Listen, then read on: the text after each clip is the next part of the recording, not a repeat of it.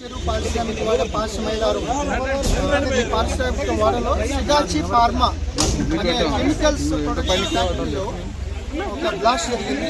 ఇది 9:28 నుంచి 9:35 మధ్యలో జరిగిందండి. ఇమ్మీడియట్గా 10 మినిట్స్ దూరంలో ఉన్న పోలీస్ స్టేషన్కి ఏసీపీ ఆఫీస్కి చెప్పడం జరిగింది.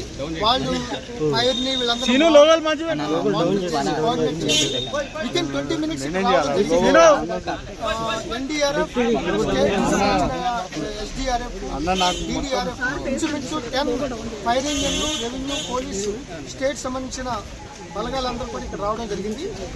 ఇప్పుడు వరకు 6 స్పాట్లో డెడ్ బాడీని ఫైండ్ అవుట్ చేయడం జరిగింది.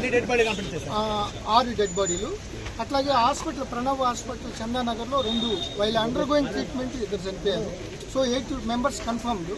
సో 26 మెంబర్స్ ఇంజర్డ్ అయ్యారు. దాంట్లో కూడా 2-3 చాలా సీరియస్గా ఉన్నారు.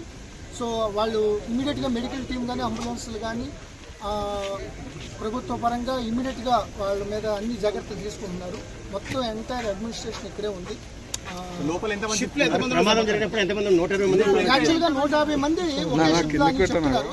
బట్ ఆ ఏరియాలో 90 మంది అని చెప్తున్నారు. బట్ ఇప్పుడు వరకు 8 డెడ్ బాడీస్, 26 మంది ఇంజర్డ్.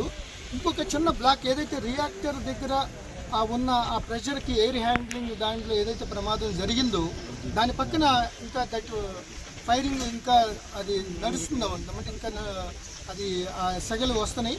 సో ఈ యొక్క ఎన్డీఆర్ఎఫ్, ఎస్డీఆర్ఎఫ్, డీడీఆర్ఎఫ్ కంటిన్యూస్గా ఆపడానికి ప్రయత్నిస్తారు. అదైతే కానీ మనకి అవన్నీ కూడా వెరిఫై చేస్తారు కంపెనీ వాళ్ళు, రెవెన్యూ ఆఫీషర్స్, కలెక్టర్ గారు, ఎస్పీ గారు. చెప్పిన దాని ప్రకారమే 150 మంది పనిచేసే 90 మంది ఉన్నారని చెప్పారు. ఇప్పుడు 14 మంది క్షతగాత్రులు, 26 మంది క్షతగాత్రులు ఉన్నారు. మిగతా వాళ్ళ పరిస్థితి ఎవరు కనపడలేదు. కొంతమంది ఈ యొక్క యాక్చువల్గా ఈ వైబ్రేషన్కి ఏదైతే ఈ విస్ఫోటన జరిగినప్పుడు ఆల్మోస్ట్ పాశమైలారు ఎంటర్ ఒక 5-6 కిలోమీటర్స్ వరకు ఈ వైబ్రేషన్ కంగారు. సో దానికి చాలామంది పక్క నుంచి పారిపోయారు. సో మాకు ఇప్పుడు వరకు ఉన్న దాంట్లో ఇంకొక వేర్ హౌసింగ్ పక్కన ఒక 10 మెంబర్స్ ఉన్నారు అన్నట్టుగా వాళ్ళు చెప్తున్నారు కంపెనీ వాళ్ళు. అదంతా కూడా ఇమీడియట్గా అదంతా ఫైర్ ఆగిపోయిన తర్వాత కానీ అవన్నీ కూడా మీరు